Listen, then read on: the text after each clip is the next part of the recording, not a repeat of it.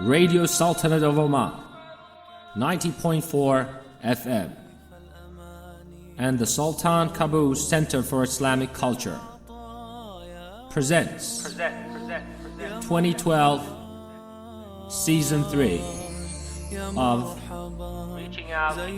Reaching Out Through Dialogue, presented by Hatem Al-Abdissalam,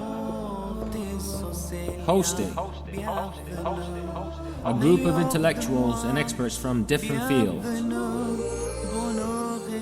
Don't miss the interesting discussions on science, comparative religion, culture, education, human behavior, and social issues.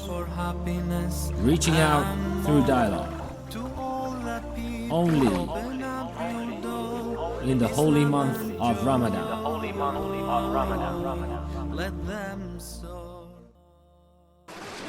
Enjoining good and forbidding evil. Nothing we do in life is done in isolation. In both good and evil deeds, there is a social butterfly effect rippling through every single action we perform. And in this life, we have three choices. Our first choice is to be amongst the sinners. There are those among us who sin freely, constantly, without remorse and without hesitation. The sinners will suffer. But we are all affected by these actions. Our second choice is to witness the actions and do nothing. Witnessing the sin. We have the choice to ignore the evils. Let people continue tormenting themselves and their societies. Our third choice is to think, speak, and live for truth, justice, and equality. Some of us have this habit naturally. Others learn from good parenting. And the best among us are supported by the words of Allah, delivered by the Prophet Muhammad, peace be upon him, and written in the Holy Quran. If we want a strong society, and if we want our eternity in paradise, there is no choice. We need people to support the virtuous and fight the vicious. What choice will you make about who you are going to be?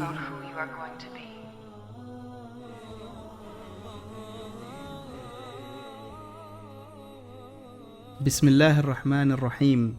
In the name of Allah, most gracious, most merciful. All praise be to Allah, the Master of the Day of Judgment. And peace and blessings be upon His Messenger, Muhammad sallallahu alayhi wasallam. O Allah, grant us knowledge, wisdom, and sincerity. Dear listeners, I'm your host, Hatem Al-Abdissalam. I salute you all with a salutation of the people of paradise. Assalamu alaikum wa rahmatullahi wa barakatuh. And joining me in the studio is my distinguished guest, Mr. Ahmed bin Ali Al-Mukhaini, who is a practitioner in the interfaith and intercultural dialogue. Assalamu alaikum. Wa alaikum salam, Hatem. Thank you very much for having me. How are you today? Not too bad, alhamdulillah. A bit lethargic, a bit sleepy. You look so tired. Yeah, But starvation. But I'm sure you'll get excited soon. Inshallah, the topic is quite important. That's Yes, why I'll be very much motivated. Today, inshallah, we're going to speak about enjoining good and forbidding evil. Naam. It's a very heavy and complex topic, but inshallah, I'm sure you'll take us through it smoothly. Inshallah. Well, actually, one of the main reasons for choosing this topic is there's a misconception about that it's heavy. It's not really that heavy. It's very important.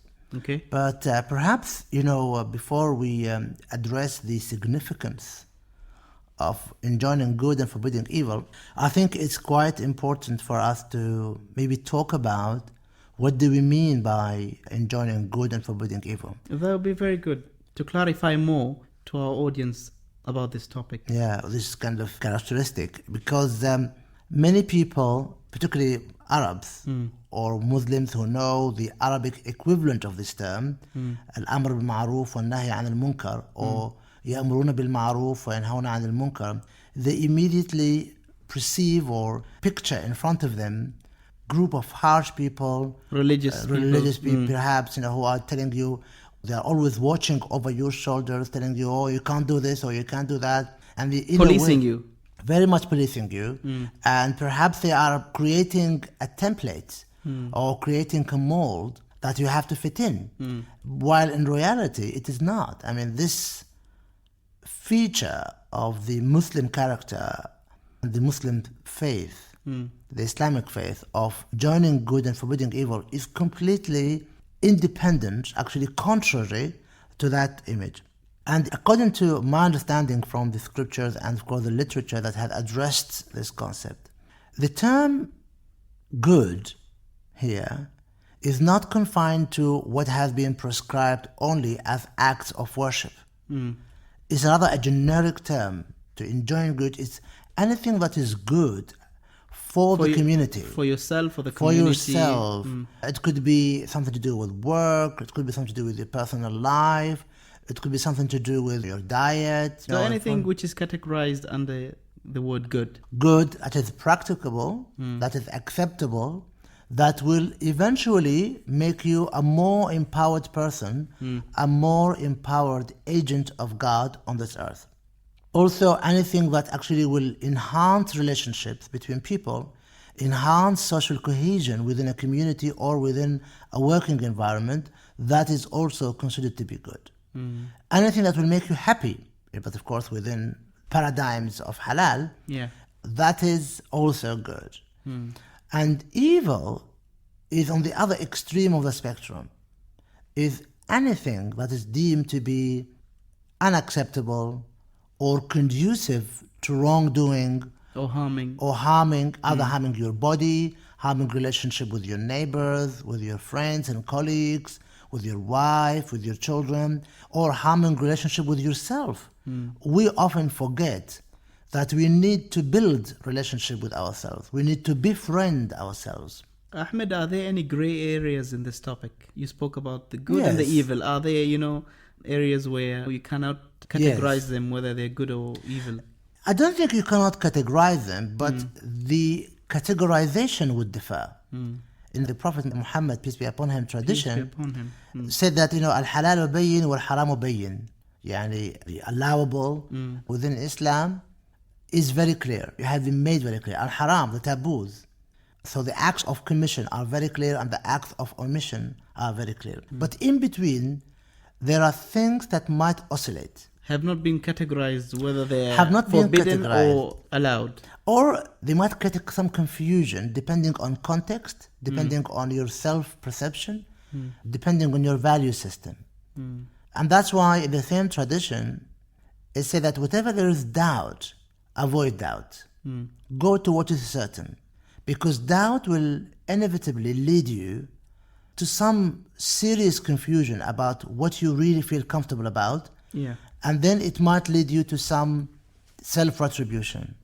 And that's why we are increasingly, continuously encouraged to go to things which are clear. And to put this in the context of good and evil, even outside the paradigms of halal and haram, paradigms of sharia, there are some situations that you don't know how to react to, either because of lack of knowledge about some facts, or because of emotional bias, or because of contention over two evils, or contention over two goods. And if you have a contention over two evils, which evil would you go to? Because in some people's assessment, that evil, evil is evil. But according to some jurists, there is a lesser evil and there's a greater evil. And if you are confronted with a situation where you have to choose, then you need to go to the lesser evil, knowingly that it is evil. And you are only choosing it because it's the lesser. Because of the circumstances that you don't have a choice. Exactly. And so what is important to remember also about enjoining good and forbidding evil, that it is a universal metric. In the sense, it is a universal criterion God has endowed, according to Muslim perspective, of course. God has prescribed in His scriptures, whether the Quran, the Torah, or the Bible, Okay? It is a metric, it is a criterion, it is something that accordingly we will be assessed or judged by God, not by others. And God said, for example, in the Holy Quran to the people of Israel, the children of Yaqub, that they were the best nation among people. Why? Because at that time, They were enjoining good and forbidding evil. And they had very clear criteria of what was good and what was evil, because they had the Torah, and the Torah was very clear to them. The moment they started over-interpreting the Torah, and that's a challenge Muslim, or some kind of slippery road Muslims sometimes go through. When you over-interpret the Quran, when you over-interpret rulings, you can get into a slippery road. I don't say that you should not do ijtihad, you should not actually examine and further examine, but don't be over-analytical at times, that you really take things out of context. And what happened is these people moved away from what was deemed to be enjoining good or forbidding evil. Ahmed, I don't know if you noticed this, but always in our Muslim communities, enjoining good and forbidding evil is a monopoly to religious people. Can anyone else practice enjoining good and forbidding evil? Why is it assumed to be that only people who are religious can do this task? It is a misconception, perhaps, due to a culture that we associate knowledge with either age or religious education. Of course, with all due respect to religious scholars and imams, the duty of enjoining good or forbidding evil, as the Prophet Muhammad called nasiha, is upon everybody. But of course, people who are knowledgeable, they have higher sense of responsibility, or there's a greater obligation upon them by Islam to be more attentive to this duty, the duty of enjoining good and forbidding evil. But a person who does not know much about it or cannot notice it, is not conscious of it, that obligation is lower in his or her case. But anyone can actually do that role. Actually, it's a duty, as I said to you, of nasiha, that you talk about, speak up about enjoining good and forbidding evil. I don't know if you agree with me, Ahmed, but isn't it sometimes that people escape the responsibility of enjoining good and forbidding evil? Yes. And they throw the ball to the other court, to the people who, as you said, have a better understanding or better knowledge in that field. In the beginning, you said that this assignment is for everybody, and it can be in different levels. So why would a group of people shift the responsibility to other groups? I think we have to give some people the benefit of doubt. I think there is an element of lack of understanding of the essential link between their role as Muslims, as vicegerents, mustakhlafin on earth, and their duty of nasiha. Okay? There is sometimes the connection is missed. People don't see that. And also, there's a verse in the Quran that is often misquoted. So, all those who believe don't care about those who go astray if you are maintaining your straight path. But that is very limited interpretation or understanding of that verse. It came in a particular situation. It came in a particular context when, and that's where it's linked to the process and the etiquette of nasiha, that there is a number of times where you keep advising a person. You can't advise a person or enjoin good and forbid evil forever. So I see somebody who's not doing something right or doing something wrong for himself or for the community. So I'm obliged to mention it to him in a particular etiquette, gently, privately, at least 3 times. If after 3 times I cannot continue, or I feel a bit embarrassed, or the person actually is really attacking me, I was getting irritated. then I could stop. Because then I have exhausted the minimum number I have to try, and also I have served my obligation. And that's where this verse comes into action, into being. But to have a sense of apathy, of indifference, is sometimes linked to transformation that's going on in our society, from a communal outlook to an individual outlook. And in an individual outlook, you do not speak up because you don't want the other person to interfere in your life. They do not realize that this kind of interference, inverted commas, is really meant as checks and balances in the political sense. It's meant that we have a kind of standard or baseline value system in society. It's meant that we act as reinforcing each other at various levels, community levels, individual levels, and so forth. And that's why enjoining good and forbidding evil, or alternatively nasiha, is an important process in fulfilling that social building, or social cohesion and integration. You just said something very interesting, and you reminded me of a prophetic tradition that says a Muslim is a mirror of his brother. Yes. And this is exactly what you're saying, that we complement each other. And sometimes I do not see my faults, and I need someone to come and advise me and see, alert you. Alert me and get me back on the right track. I just wanted to ask you, Ahmed, do people enjoin in good and forbid evil for reasons rather than religion? For example, if you see someone on the street doing something which is considered to be evil, for example, throwing the garbage on the road, and you have a feeling that because I'm a good citizen, I have to say something, or I have to do something about it, not because it's a religious obligation on me. So are there cases that people tend to take on the task of enjoining good and forbidding evil for other reasons? Yes, there are. This datum, this root, the reference, the motivation for people to act in this way, to enjoin good and forbid evil, might be different for different people. The way I look at it, any person who is enjoining good and forbidding evil is a person of God, is a person who is trying to live the word of God, whether he or she is doing it because of a religious motivation or non-religious motivation, or whether he's doing it or she's doing it because of it's faith-based or non-faith-based. I think, from my perspective, it's in a way irrelevant, whether you're doing it faith-based or unfaith-based. Even, for example, if you're doing it for a high authority, rules and regulations of high authority, You see, it's the law of the land to act. My own perspective, what I just said to you, is the non-personal perspective, is the perspective that I would advise and talk to people about, because that might be more generically applicable. But if you ask me, Ahmed, why I would ask somebody not to litter the street, I base all my thinking, all my acts around one being only. That's God. God has entrusted me as an individual of certain things. One of them is the value system.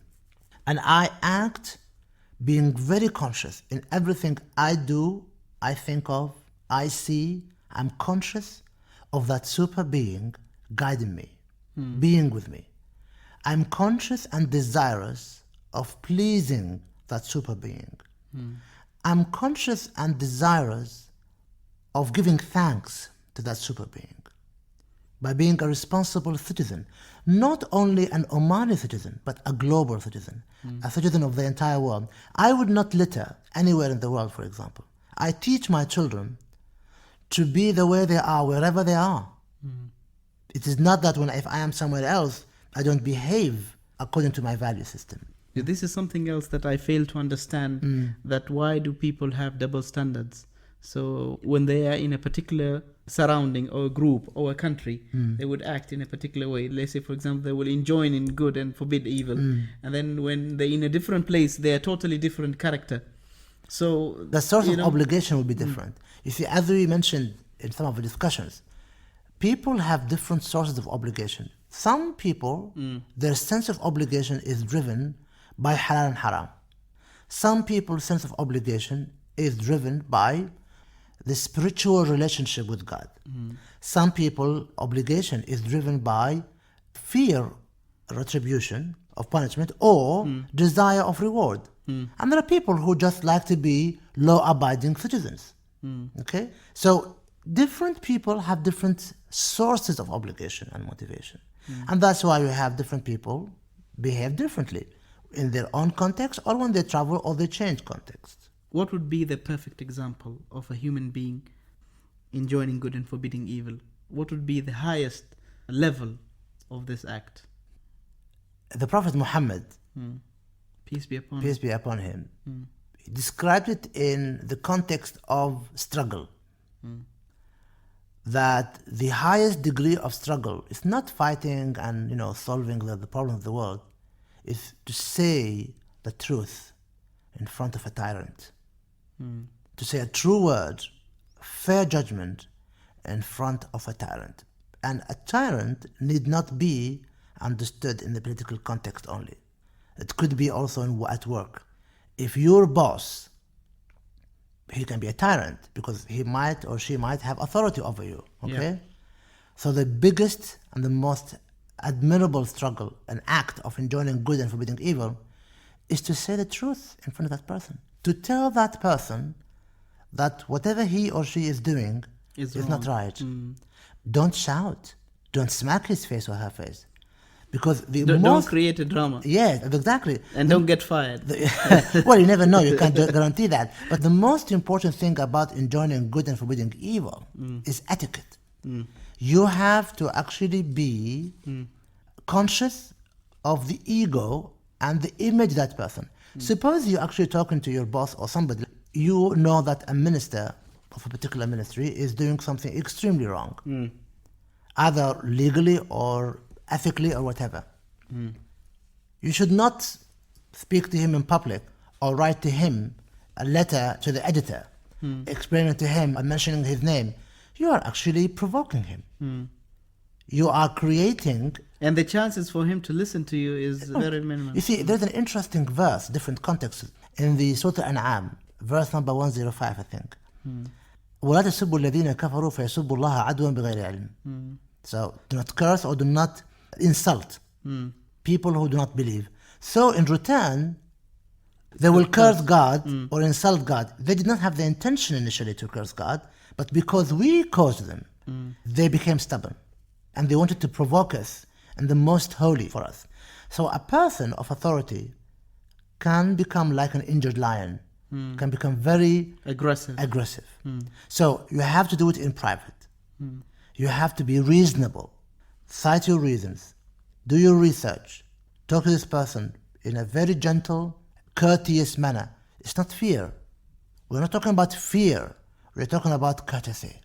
We're talking about consideration.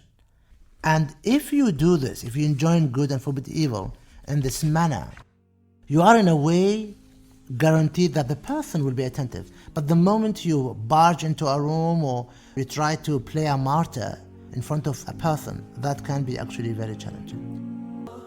Ahmed, is there a particular process of enjoining good and forbidding evil, or you can do it any way that is suitable? Okay, perhaps before we talk about the process, let me just talk about enjoining good and forbidding evil in terms of what it does to you. The effect of it. The effect on you. And why it's so important and significant that you actually go about it. Okay? And then we'll talk about how you do it. Okay. According to my reading and understanding, perhaps. Okay? And what enjoining good and forbidding evil has been meaning to me. It embodies two essential components in a kind of a continuum. One component is a continuous examination of oneself. So, in order for you to enjoin good and forbid evil, you need to have a continuous examination of the value system that you treasure and you live up to. And you do that either by looking at what you accept to be good or to be evil. Okay. So you observe your own intentions, you observe your own doing, and also you observe your own surroundings. To continuously discern. You can't just do it 1 year and then that's it. Take a break. Take a break for 10 years and say, no, I am in evil or I am in good environment. I am good or I am evil. No. It's a continuous, almost daily process, if not more than daily process. Scholars suggest or recommend that you should do it at least once a day, where you continuously examine what is good, what is evil about you, your value system, your work, and your things, okay?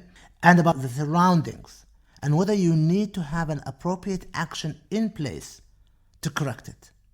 So in short, it is an examination for the value system, both the intrinsic element of it, what do you deem to be good, and the practice side of it.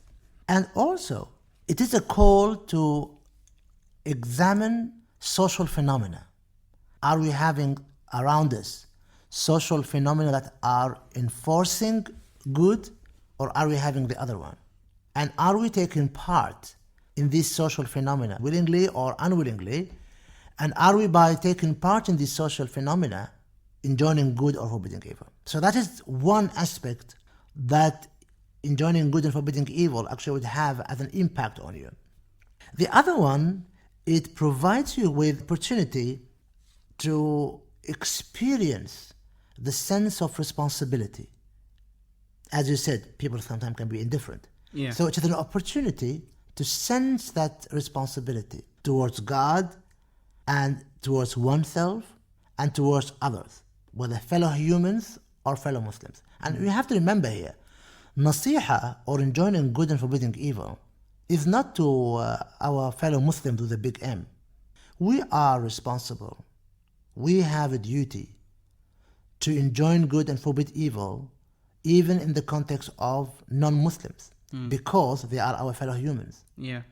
If we see them doing something that might be harmful to them or the surrounding around them, We should tell them. we should talk to them. Perhaps the reference, the value system that you use with them will be different. Though I agree, or I believe rather, that there is a collective value system that brings all mankind together. All right? So the process of enjoining good and forbidding evil, it has to be noted that it is a duplex process, in the sense it is a process that goes both ways. You cannot say that only individuals would enjoin good and forbid evil, would advise society or Yeah. communities. Or you cannot say only the community can advise individuals. There is no sense of custody, if you know what I mean. It's a mutual responsibility that we go towards. And it's a responsibility that can go in all directions. In all directions. Exactly. And it can take usually 3 manifestations.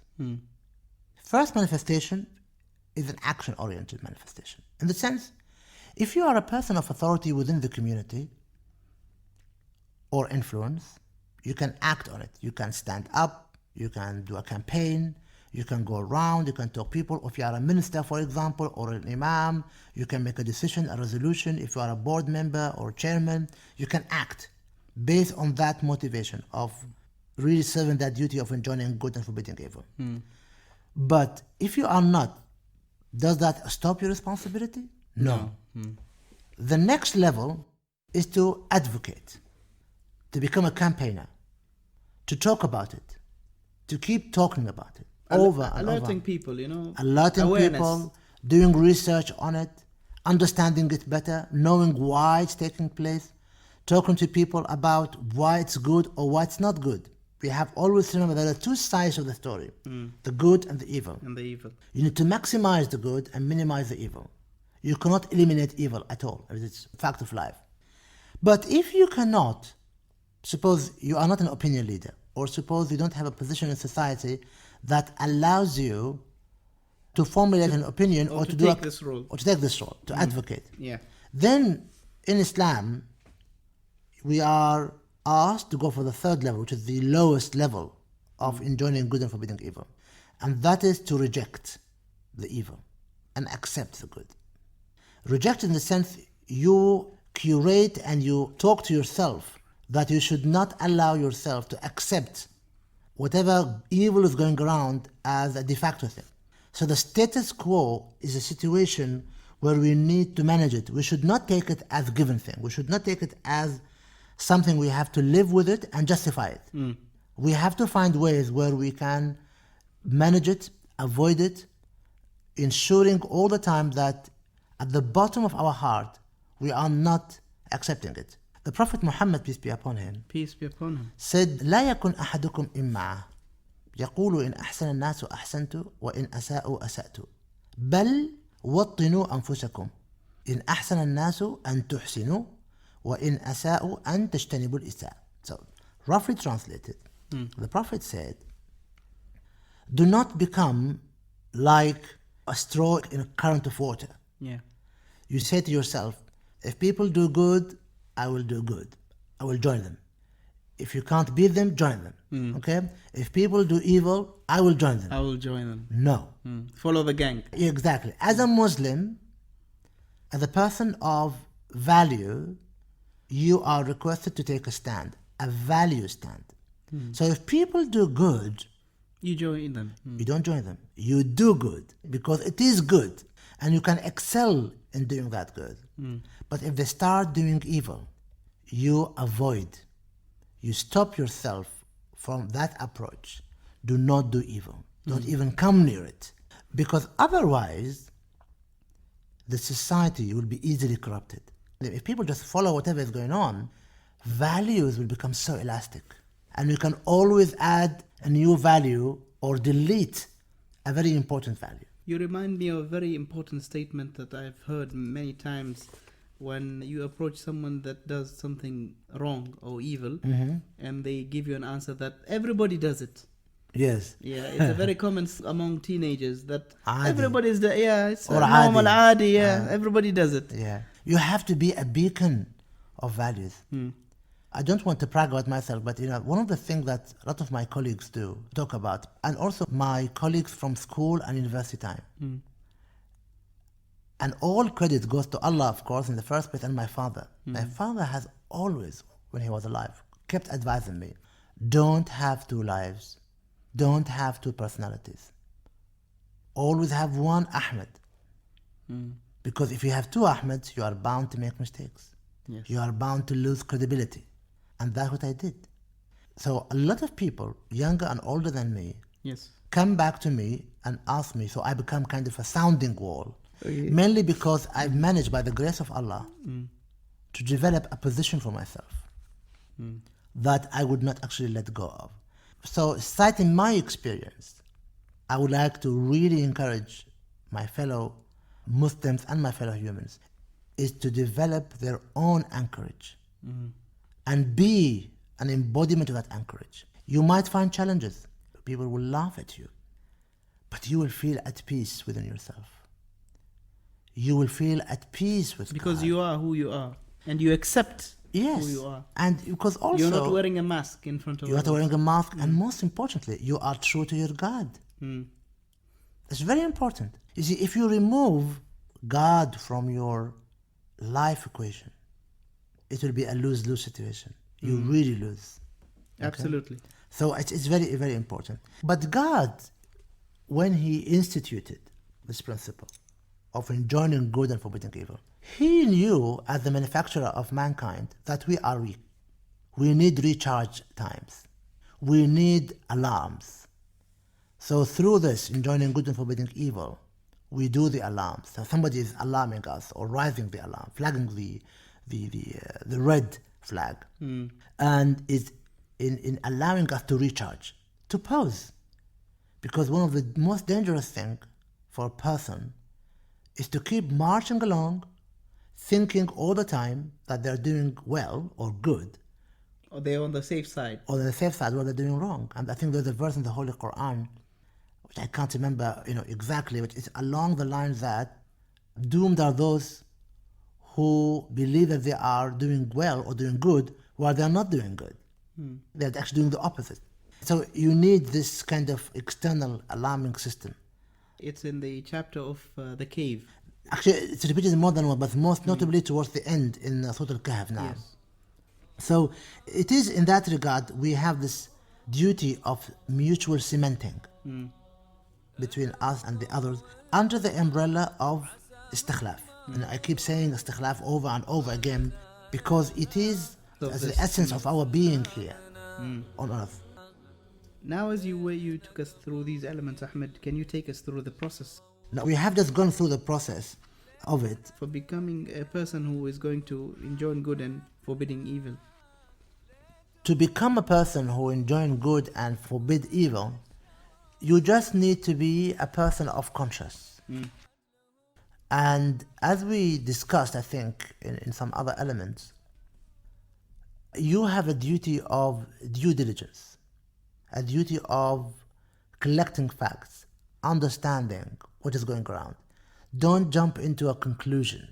Don't judge people, but you advise people. People might come then and be defensive, but that's fine. You've done your duty. I have few misconceptions, Ahmed, I want to share with you, and maybe if you can help us clarify them.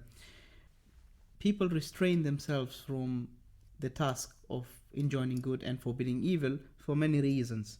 One of the reasons is that people say that ourselves, we have sins or we have mistakes. How can we advise others? This is one of them. The other one is when people say, I don't want people to point the finger at me saying that this is Mr. Right. He thinks he is better than everyone. And the other ones would say that I don't want to hurt the feelings of others by telling them what they're doing is wrong. Although I might tell them in a very good way, but I have a strong relation, I have a strong bond with them. I'm just don't want to spoil the relationship between, especially when it comes to the people who are close to you, close to your heart. So how can we overcome these? It is a very difficult position and situation, but you have, of course, to trust God and seek His assistance, but most importantly, you have to be open in your relationship with the others. If you cannot speak to your friend or your brother or your family members openly, then there is something wrong with the relationship. You have to start from there. No one is perfect. Yes. So you cannot wait to be perfect in order to enjoy good and forbid evil. And maybe that's the beginning for you. So before you start enjoying good and forbidding evil, you do inspect your own self, examine your own self, and correct whatever is within you. You start with yourself first. Okay. You practice enjoining good and forbidding evil on yourself first. And when you reach a level of comfort and reasonable compliance to acts of commission and really avoiding all acts of omission, haram and halal and all the good, so you really are compliant with good and you are avoiding the evil, then maybe you feel confident to go and talk to people. But even with that, people would always be willing to throw a stone at you. But you do this duty with an open heart. Yes, and genuine intention. That you are not doing it because you want to hurt that person's feeling. And it's important that people realize that enjoining good and forbidding evil is not a criticism, is not a personal attack. It's basically delivering a duty. And we have to be open. Both sides have to be open to it. The addresser and the addressee have to be very open to it. And then what they need to do is they need to remember that if they do not speak up, they are actually committing a sin. I think this people need to understand better, Ahmed. Can you elaborate more on this point? Well, because you allowed something wrong to happen to your brother or to your sister, while you could have actually managed to help them. For example, smoking. You should keep talking to them. Yes, they might be a bit upset, all right? Find a nice way of joking about it, talking about it, advising them. Maybe, in some cases, I went to the extent of actually arranging for clinic appointments or buying medication for them to relieve them of their addiction to smoke, to nicotine. And most of the time, Ahmed, when you show that you care, yes, people accept the advice. But the moment you do it and you brag about it and do it in public, people reject it. But just go over it with them, tell them why you're doing it, and you are prepared to help them. You do the extra mile, and it will work. Because you see, at the end of the day, you want a society full of people who are doing good with minimum number of people who are doing evil. See, that's your objectives. You came to a very important point that I want you to elaborate more. I want you to take us through what are the reasons, Ahmed, that enjoining good and forbidding evil has failed in some of the places in the Islamic world. First of all, I think one of the first reasons is the misconception about that enjoining good and forbidding evil is a duty for scholars, not for individuals. And if you want to be told about this, you have to go to a mosque, or you have to wear a ummama, a turban. Or you have to be a specialized person, specialized assigned person. for this particular Yes. job. So that's the first misconception. Second misconception, I think in some Muslim and Arab societies, the traditional channels of relaying knowledge and guarding these values have been replaced by modern channels. And these modern channels do not have a similar sense of obligation. I mean, for example, in the past, in the village or in any community, you had sabla, family gatherings, you had respect for the elders, who would advise you, and you would accept their advice because they are avunculars. They're almost like a big father for everybody. But nowadays, because people are in urban settings, this kind of umbrella is no longer there. This kind of traditional, regular contact and communication And responsibility towards one another is not there. has changed. People now draw the lines and boundaries of responsibilities differently. And then a third reason, in my assessment, for the failure of this is that there is a misconception about human rights. People think it's my right to do that. You cannot stop me. This is an infringement of human rights. I didn't get it yet. I mean, example for this, smoking. People would say it's my right. I'm free to do whatever I'm free I to want. do. You cannot actually stop me. Particularly if there is in the law in the country is based on human rights. But human rights stops you from infringing others. It's your right to smoke the hell of yourself at your house. Okay? But it is not your right to smoke in front of your children because you are impacting their lives. So you are infringing on the limit of their freedom, of their rights. And that's why in Western countries, smoking in closed spaces and public spaces is forbidden now. Because that smoking is really infringing on the rights of others. Now we come to a very important point in our discussion, Ahmed, the etiquettes of enjoining good and forbidding evil. Now we want to encourage people to take home this task of enjoining good and forbidding evil. But tell us or give us some tips on how to do it the proper way and what are the circumstances that you should avoid in doing this. It does depend on the context and the addressee. I mean, the way you talk to unjust boss is different from talking to an unjust father. Yeah. Okay? And whether you are talking to a pious leader or a good friend, they're quite different. And neighbors and friends. And scholars also were discussing, actually they had some points of difference, whether you could actually perform this cross gender, in the sense, as a man, would you go and enjoin good and forbid evil among ladies, or vice versa? Men would love to do that. Okay, well, even some women would like to do that too. So it's very much contextual, depending on the level of knowledge, the scarcity of resources, and the topic itself. But there are key principles and values that govern the etiquettes of enjoining good and forbid evil. Those are the important things that These are the most we want to know important about principles you have to bear in mind. I could say perhaps there are about 5 of them. Okay? The first one of them is privacy. And in the sense that you need to offer your advice in a private context, in person, being cognizant of that person's special circumstances, special characters. That's very, very important. And almost do it as a continuous private counseling. So do not advise people or enjoin good in public and embarrass the person you're advising. Don't expose them also. Okay. Because maybe you know something that no one else knows. So don't expose them. So this confidentiality, privacy, they're combined in the term privacy. It's a very key principle in enjoining good. People have misconception.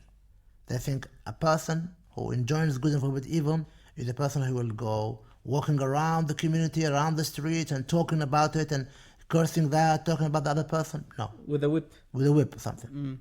The second thing is, as in Arabic, called al-rifq, which is somewhere between kindness, mercy, being considerate. You have to be very considerate of the other. The way you speak, choosing the right time, choosing the right justification. And some go to the extent and say that maybe try and compliment them at the beginning before, giving them the advice, so that you prepare them mentally to accept what you're going to say. Yeah. Don't allow them to see you as an enemy, as a vindictive person. That they can only feel that be comfortable with you if you feel and exhibit signs of being a considerate person. And the third thing is patience. This process consumes a lot of energy. The process of enjoining good and forbidding evil. So you have to be very patient. You cannot expect that you will speak to one person once and he will respond to you. Suppose you have a group of young people around you or in your neighborhood. Don't expect that these people would respond to you. They might be quiet. Maybe the second time they'll actually be against you. Or maybe it will take time. Definitely. And if you, in advocacy or in education, people say, oh, we've done this, we've done that. I'm sorry. You have to keep doing it. When it comes to educating people, you have to be persistent over and over, not only to the same people, but to other people. You have to keep just narrating your story and the message and the wisdom over and over again. And good preach, this is the fourth thing. And good preach is when you actually practice what you preach. It's not when you actually say something and do something else. The verse in the second chapter that says that, why do you say whatever you don't do? And so Allah subhanahu wa ta'ala says, you should do whatever you say. Do not actually say something and do something else. Yes. It is the most hated of acts in the sight of God, that you do something and you say something else. Yeah. It's hypocrisy in a way. So in Islam, they use the reverse. Good preach is when you live the preach, when you practice what you preach, and you really become an embracing person. And the fifth element is avoiding fitna. Okay? Translate the word fitna. Fitna Meaning? can be seen challenge, can be seen as test, can be seen as creating schism. Because sometimes people can actually go to public media and enjoin good and forbid evil, but in a manner that might create a schism or a divide within society. They could have achieved a better results by going to individuals, targeting certain people, by being more tactful. Okay?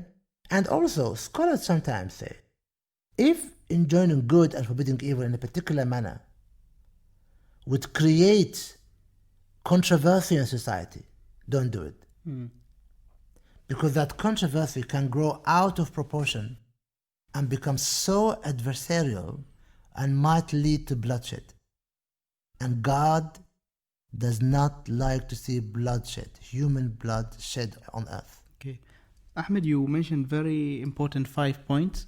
I would like just to emphasize on the 5 points that you mentioned, to add a 6th point, which is the intention. That it should be towards Allah subhanahu wa ta'ala and only Allah. And it should not be for the intention of anything that is worldly. This is perhaps a perception that maybe you and I can share because of our religious background, but I do not want to make it so blanket. Because there are people who might have different sorts of obligation, which might not be spiritual or faith-oriented. And I don't want to take them out of the equation. I think people who are enjoining good and forbidding evil because of their pursuit of values and ethics, or because of their desire to be law-abiding people, they should be considered too. They should be within the group. Within the group. We should not just say because they do not come from a religious perspective or a faith perspective, we cannot consider them as people who are enjoining good and forbidding evil. Final point, Ahmed, do you support or agree that enjoining good and forbidding evil increases your faith and your relationship towards Allah. In my assessment, yes. It's very conducive. It's a catalyst because A, you feel obliged to practice what you preach, and B, because what I actually mentioned earlier about this dual nature, dual embodiment of continuous examination of the value system within you and society, and the sense of responsibility towards God, the community, and yourself. Any final words, Ahmed?